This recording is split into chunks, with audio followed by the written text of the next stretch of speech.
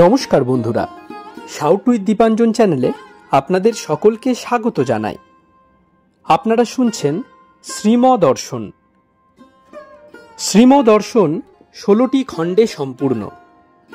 ভগবান শ্রীরামকৃষ্ণদেবের অপার অনুগ্রহে এই গ্রন্থের প্রথম ভাগের প্রথম সংস্করণ 1366 বঙ্গাব্দে ও ইংরেজির 1960 খ্রিস্টাব্দে প্রকাশিত হইয়াছিল। তদবধি ভক্তগণের চাহিদাতেই একের পর এক সংস্করণ প্রকাশ করা সম্ভব হইতেছে।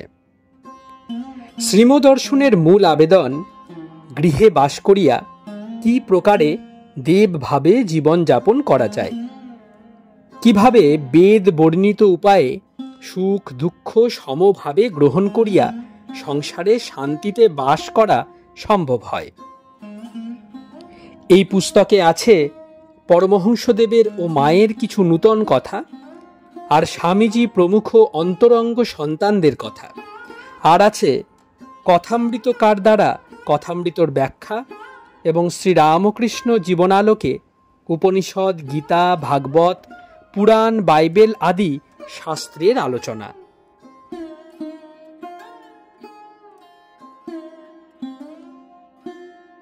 আপনারা শুনছেন স্বামী নিত্যাত্মানন্দ বিরচিত শ্রীমদর্শন।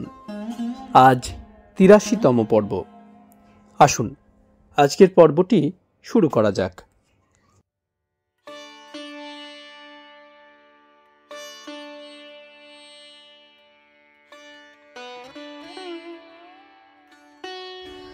দ্বাদশ অধ্যায়। শুধু ঈশ্বর দর্শন নয়, আবার কথা কওয়া। 1. মর্টন স্কুল, দোতলার ঘর। শ্রীম নববিধান ব্রাহ্ম সমাজ হইতে এই মাত্র ফিরিয়াছেন। সিঁড়ির পাশের ঘরে 18-19 জন ভক্ত তাহার জন্য অপেক্ষা করিতেছেন। এখন সন্ধ্যা 6:45। আজ শুক্লা দ্বাদশী। 2 দিন হয় বিজয়া হইয়া গিয়াছে।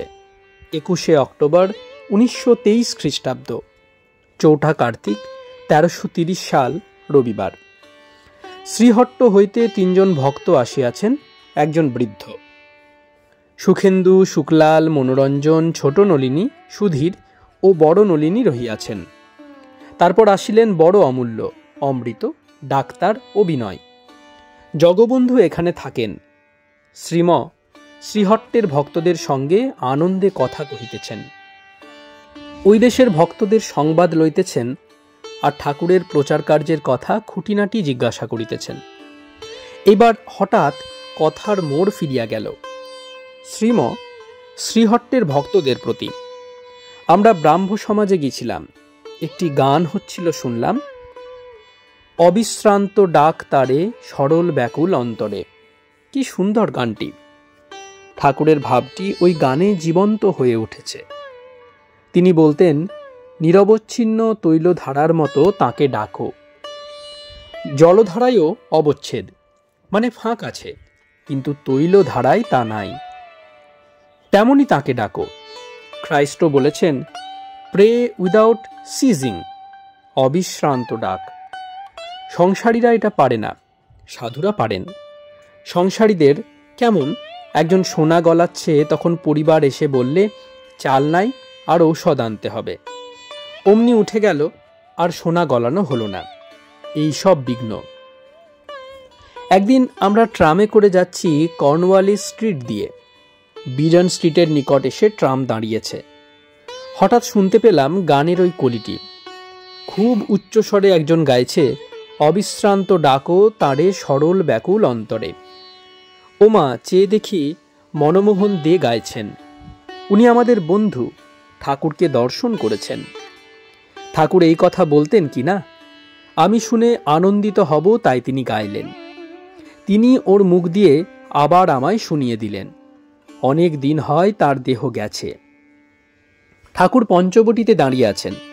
একটি কুকুর এলো, অমনি তার কাছে যাচ্ছেন এই বলে, যাই, মায়ের মুখ দিয়ে কিছু বলাবেন হয়তো। তিনি কুকুরের মুখে কথা বলান, আর মানুষের মুখ দিয়ে পারেন না। যোগেন প্রবেশ করিলেন। ইনি নিত্য দক্ষিণেশ্বর যান। আজ পঞ্চবটি পরিষ্কার হইয়াছে। এবার সেখানকার কথা চলিতেছে। শ্রীম সকলের প্রতি। আহা, ইচ্ছা হয় আরেকদিন আমরা ওখানে রেঁধে বেড়ে খাই। ওখানে অর্থাৎ পঞ্চবটিতে। ওই এক রোগ, একবার গেলেই যেতে ইচ্ছা হয়। মঠে ও দক্ষিণেশ্বরে গেছিলাম পুজোর সময়, দেখুন না আবার যেতে ইচ্ছে হচ্ছে। সেদিন গাজীতলাতে হলো, ওখানকার গাছপালা সব মনে কেমন বসে গেছে। এর কারণ হলো অনেকক্ষণ থাকা, রান্নাবান্না করা, চলাফেরা এইসবে হয়। তা পঞ্চবটিতে একদিন করতে ইচ্ছা হচ্ছে। দক্ষিণেশ্বরে সব স্থানই পবিত্র, তবুও পঞ্চবটি, বেলতলা, ঠাকুরের ঘর সব জমজম করছে। বেলতলায় দিবে না রাঁধতে, পঞ্চবটিতে বেশ হয়। স্বামীজিরা করেছিলেন। অতি কষ্টে 2 টাকা সংগ্রহ হলো, তাতে ডাল চাল কিনে কত আনন্দ। তখনকার 2 টাকাই কত। ওই দিন আমাদের বড্ড বেশি হয়ে গেছিল। এত না, সিম্পল হওয়া চাই। এত কেন? পাতলা খিচুড়ি, একটু ঘি আর সামান্য মিষ্টান্ন। শ্রীম যুবকের প্রতি। ঠাকুর ঘর খুব, ওইখানে বসে ঠাকুর মার সঙ্গে সর্বদা কথা কইতেন। ভক্তরা সেবা জানত না, কিন্তু তিনি জোর করে করিয়ে নিতেন। শ্রীম ভক্তদের প্রতি। একবার একজন ভক্ত দক্ষিণেশ্বরে কিছুদিন ছিলেন। সেই সময় পঞ্চবটিতে কয়েকজন পশ্চিমের সাধু এসেছেন। ঠাকুর তাকে বললেন, দেখো সাধু সেবা করা ভালো, কি বলো? ভক্তটি জবাব দিলেন, আজ্ঞে হ্যাঁ। তারপর তিনি টাকা দিলেন। সাধুরা চাল ডাল আটা সব কিনে এনে রাঁধলেন। ঠাকুরও তাই খেলেন, আবার ভক্তের জন্য রেখে দিলেন। রাত্রিতে তাকে দিলেন। তখন একটা গল্প বললেন। দ্রৌপদীর দুরবস্থা, দুঃশাসন বস্ত্র হরণ করছে। তিনি কেঁদে কেঁদে বললেন, ভগবান লজ্জা রাখো। শ্রীকৃষ্ণ কাছেই জিজ্ঞেস করলেন, তুমি কখনো কোনো সাধুকে বস্ত্রদান করেছ কি?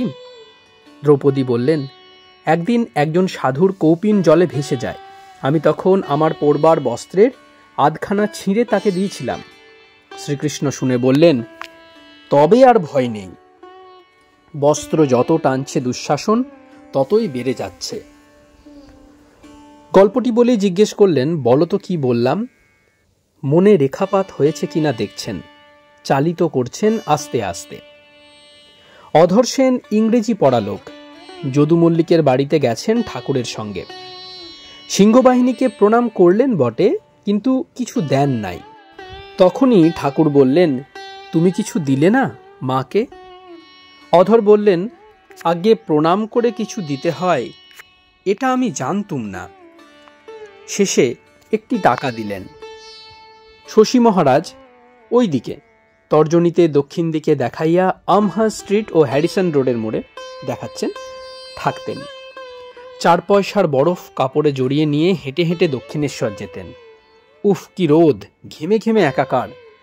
তারই একটু বরফ থাকত। ঠাকুর কত আগ্রহে তা খেতেন। তার সেবা করে এরা কত বড় হয়েছেন এক একজন। মাঝে মাঝে বলতেন, দেখো, বললে অভিমান হয় পাছে তাই বলি না, এখানে এলে 1 পয়সার কি 2 পয়সার কিছু হাতে করে নিয়ে আসতে হয়। এলাচ টেলাচ যা হোক, বেশি আনতে বলতেন না, পাছে কেউ না আসে টাকা খরচের ভয়ে। কখনো বলতেন, একটা হরিতে কি না হয় হাতে করে আনবে। শ্রীম শ্রীহট্টের ভক্তদের প্রতি। আহা, তিনি জানেন ভক্তরা সেবা জানে না, এসে শুধু বসে থাকে, তাই জোর করে করিয়ে নিতেন। কখনো বলতেন, গামছাটা ধুয়ে আনতো, পাটা কনকন করছে, একটু হাত বুলিয়ে দাও না। জিহ্বা ও ওষ্ঠ সংযোগে আফসোস সূচক ধ্বনি করিয়া, সেই জন্যই তো গুরুর ঋণ শোধ হয় না। একবার একটি ভক্ত দক্ষিণেশ্বরে কিছুকাল বাস করেছেন। টাকা ফুরিয়ে গেছিল কিংবা অন্য কিছু প্রয়োজন হয়েছিল, তাই তিনি কলকাতা যেতে চাইলেন। ঠাকুর শুনে যেন ভয়ে বিস্মিত হয়ে বললেন, সে কি, কেন যাবে কলকাতায়? মানে তার একটা না একটা ভাব চলছে, সেটা ভেঙে যাবে গেলে, তাই কেন যাবে? আরেকদিন এক ভক্তকে দক্ষিণেশ্বরে থাকতে বললেন। ভক্ত বললেন, বাড়িতে অসুখ বিসুখ আছে। ঠাকুর বললেন, তা পাড়ার লোক দেখবে যদি তেমন বিপদ হয়, তুমি থেকে যাও। মানে পরিবারবর্গ তো পাবে সর্বদাই, আমাকে তো পাবে না সর্বদা। বাট মি ইয়ে হ্যাভ নট অলওয়েজ। একটি ভক্ত সব ছেড়ে ছুড়ে ঠাকুরের সেবা করছেন। আরেকটি গৃহী ভক্ত তাকে নূতন চটি জুতা এনে দিলেন। ওই ভক্তটি খালি পায়েই মেরে দেন, সর্বক্ষণ সেবা, জুতা পরেন কখনো। একদিন এক পাটি শিয়ালে নিয়ে গেল, ঠাকুর তা জানতে পারলেন। তারপর 1 ঘন্টা ধরে খুঁজে খুঁজে ওই জুতোটা পেলেন আর হাতে করে নিয়ে এলেন। সর্বত্যাগী ভক্তটা দেখেই বলে উঠলেন, এটা করলেন কি আপনি? এই বলেই জুতোটা ঠাকুরের হাত থেকে নিয়ে নিলেন। এমনই ভক্তবৎসল। আহা! শ্রীম কিছুকাল নীরব রহিলেন, কি ভাবিতেছেন। পুনরায় কথা কহিতেছেন। শ্রীম যোগেনের প্রতি, আপনার রেজিগনেশন লেটার দেওয়া উচিত। মহাপুরুষ মহারাজ যখন বলেছেন এ কথা, তাতে আর ইতস্তত করা উচিত নয়, শীঘ্র দেওয়া উচিত। এরা কত তপস্যা করেছেন, কিসে মঙ্গল হবে ভক্তদের তা দেখতে পান, তাই বলেছেন আপনাকে ওই কানেকশন ছাড়তে। আর যেরকম ব্যবহার আপনার সঙ্গে হচ্ছে, আপনি বলছেন, তাতে মনে হয় আপনার উপর আর তাঁর বিশ্বাস নাই। এরা সব সাধু লোক, চান সরলতা। এরা যখন ছাড়তে বলেছেন তখন অবিলম্বে ছাড়া উচিত। অমৃতবাজারে একটা রিটেন লেটার দেওয়া উচিত, I beg to submit my resignation etcetera. মাত্র মেইন পয়েন্টটি উল্লেখ করবেন। শ্রীম সকলের প্রতি, মানুষ কি সব বুঝতে পারে? ভাবে নিজে যা করছে তাই ভালো, অন্যের মতের সঙ্গে না মিললে বলে উনি ভালো না। এরা মহাপুরুষ, কোনটা ভালো তা বুঝতে পারেন। কত তপস্যা করেছেন, ঠাকুরকে দর্শন করেছেন, তার উপর আবার সারা জীবন তপস্যাতেই কাটল। কাশীতে জঙ্গলে অনাহারে কত কষ্টে তপস্যা করেছেন, সেখানে এখন অদ্বৈত আশ্রম। এখন তো অত বড় আশ্রম, তখন কোনো রকমে ভাড়া উঠত না। এরা নিশ্চয়ই সাধারণ সংসারী লোক থেকে ভালো বোঝেন। সাধু প্রসন্ন না থাকলে শান্তি পাওয়া যায় না, সাধুদের সর্বদা প্রসন্ন রাখতে হয়। মিল না থাকলে, ওদের ভালোবাসা না পেলে, ওদের কথা শুনে মনে রাগ হয়, তাতেই পতন হয়। এবার দেবী ভাগবত পাঠ হইতেছে।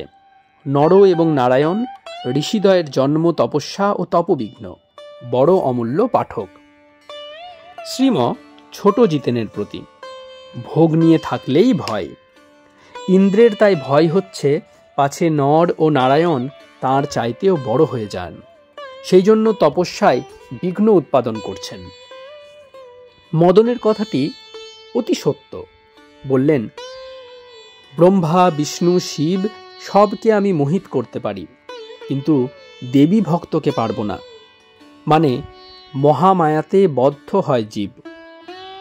এখন সেই মহামায়া যাকে অভয় দেন নিজে, তার অনিষ্ট কে করতে পারে? শ্রীম ভক্তদের প্রতি, ব্রহ্মার মানসপুত্র ধর্ম, ধর্মের ঔরসে আর দক্ষ কন্যার গর্ভে জন্ম নর ও নারায়ণের। ভগবানের অংশে তাঁদের জন্ম। দেখুন তাদের তপস্যাতেই কত বিঘ্ন, সামান্য লোকের কথা কি। তাই ঠাকুর বলতেন, মা শরণাগত, মা শরণাগত। লোক শিক্ষার জন্য এরূপ করতেন। বলতেন, তোমার ভুবন মোহিনী মায়ায় মুগ্ধ করো না। মহামায়ার এই প্রচণ্ড লীলা তিনি দেখতে পেতেন কিনা এই চক্ষে, যেমন আমরা সব দেখছি, বাড়িঘর মানুষ সব। শ্রীম যুবকদের প্রতি, তপস্যাতেও সাবধান, অহংকার না হয়। নারায়ণ ঋষির একটি অহংকার হয়েছিল তপস্যা করে। উড়ু থেকে উর্বশীর সৃষ্টি করলেন। খুব সাবধান হয়ে তপস্যাদি করতে হয়। কাম, ক্রোধ, অহংকার তপস্যার মহাশত্রু, পতন হয় এতে। এসব পুরাণ পড়া খুব ভালো, সাবধান হওয়া যায়।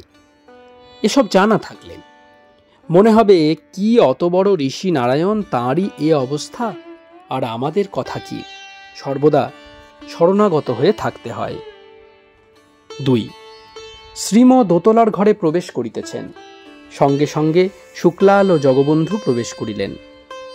জগবন্ধু কার্য উপলক্ষে বেলেঘাটা গিয়াছিলেন, শুক্লালকে সঙ্গে লইয়া ফিরিয়াছেন। এখন সন্ধ্যা 7টা। আজ 22শে অক্টোবর 1923 খ্রিস্টাব্দ, 5ই কার্তিক 1330 সাল, সোমবার, শুক্লা ত্রয়োদশী।